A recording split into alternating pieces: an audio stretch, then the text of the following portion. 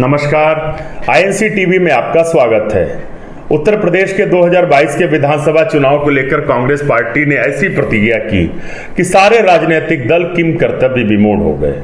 कांग्रेस महासचिव श्रीमती प्रियंका गांधी ने जैसे ही कांग्रेस पार्टी के विधानसभा चुनाव को लेकर 40% टिकट महिलाओं को देने की घोषणा की, दफ्तर में बैठी महिलाएं जमकर जिंदाबाद के नारे लगाने लगी और पटाखे फोड़कर नगाड़े बजाकर खुशी का इजहार किया। सभी कह रहे हैं कि उत्तर प्रदेश की राजनीति के लिए ये एक बहुत बड़ा टर्निंग पॉइंट है। कांग्रेस पार्टी ने हमेशा शुरुआत से महिलाओं के सशक्तिकरण और उनके राजनीतिक प्रतिनिधित्व के लिए लगातार काम किए। आइए आपको ले चलता हूं संसद भवन और एक वक्तव्य सुनवाता हूं कांग्रेस अध्यक्ष श्रीमती सोनिया गांधी का।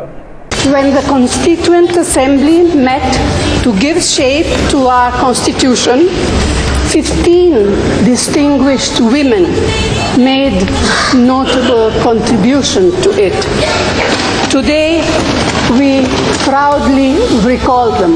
These 15 distinguished women were Sarojini Naidu, Rajkumari Amrit Kaur, Vijayalakshmi Pandit, Sucheta Kripalani, Hansa Mehta, Renuka Ray, Durgabai Deshmukh, Begum Aijaz Rasool, Purnima Banerjee, Ammu Swaminathan, Dakshayani Velayudan, Malati Chaudhary, Kamala Chaudhary, Leela Ray, Annie Mascarena. Today, we also take pride in the fact that we have had a first and only woman Prime Minister, Indira Gandhi. We also take pride in the fact that we have had a first woman President, Pratibha Patil ji, and a first woman Speaker of the Lok Sabha, Meera Kumar ji. Uttar Pradesh में कानून व्यवस्था चरमराई हुई है। दिन पर दिन अपराध बढ़ते चले जा रहे हैं। लगातार महिलाओं के ऊपर अत्याचार बढ़ते चले गए योगी सरकार में, और उस पर सरकार में बैठी महिला मंत्री चुप रही।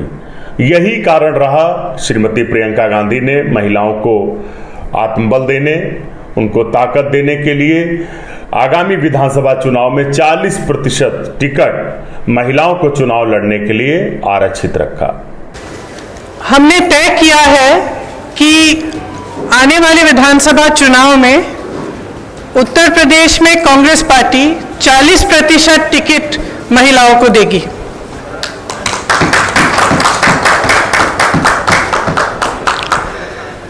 हमारी प्रतिज्ञा है कि महिलाएं उत्तर प्रदेश की राजनीति में पूरी तरह से भागीदार होंगी। ये फैसला हमने किस लिए किया? जब मैं 2019 के चुनाव में उत्तर प्रदेश प्रचार के लिए आई थी, तो इलाहाबाद यूनिवर्सिटी की कुछ लड़कियां मेरे से मिली और उन्होंने मुझे बताया कि किस तरह से यूनिवर्सिटी के नियम कानून, हॉस्टल के नियम कानून उनके लिए अलग थे और पुरुषों के लिए अलग। ये निर्णय उनके लिए लिया है। ये निर्णय मैंने उस महिला के लिए लिया है जिसने गंगा यात्रा के दौरान मेरी नाव को वापस तट पर बुला के कहा कि मेरे गांव में पाठशाला नहीं है, मैं अपने बच्चों को पढ़ाना चाहती हूँ। ये निर्णय उस लड़की, प्रयागराज की एक लड़की पारो के लिए लिया गया है जिसने मेरा हाथ पकड़ के मुझे कहा कि दीदी बड़ी होकर मैं नेता बनना चाहती हूँ। ये निर्णय उसके लिए है।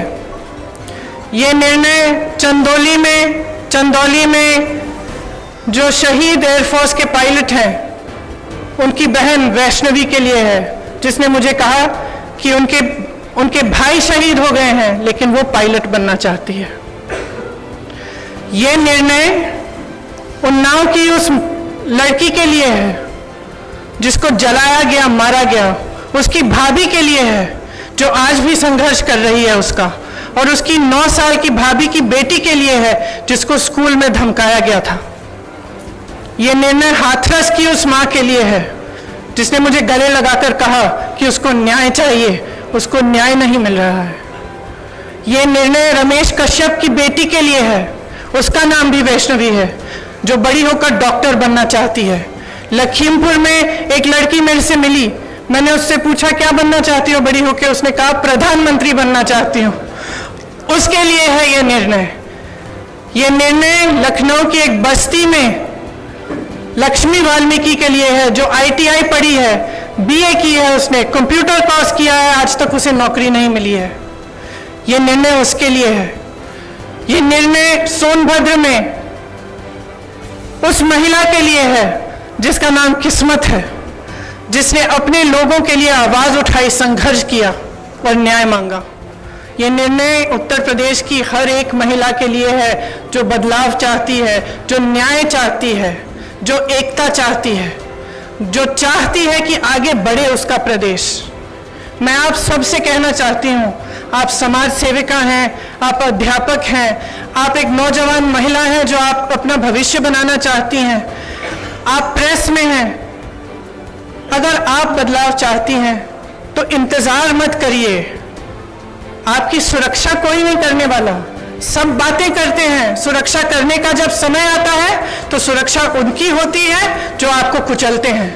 आज सत्ता का नाम यह है कि आप खुलेआम पूरे पब्लिक के सामने लोगों को कुचल सकते हैं। यह सत्ता बन गई है, यह गलत है। घृणा का बोलबाला है, नफरत का बोलबाला है, गलत है। इसको महिलाएं बदल सकती हैं। महिलाएं इसलिए बदल सकती हैं क्योंकि करुणा भाव, सेवा भाव और दृढ़ता, शक्ति सबसे ज्यादा महिलाओं में है। मैं आपसे कहना चाहती हूं, राजनीति में आओ, मुझसे कंधा से कंधा मिलाओ। मैं जानती हूं कि आपके संघर्ष क्या है। मेरी प्रेस की सहेलियां यहाँ हैं, मैं जानती हूं, मैं आपको देखती हूं सुबह से शाम तक आप कैसे दौड़ती हैं, किन परिस्थितियों में।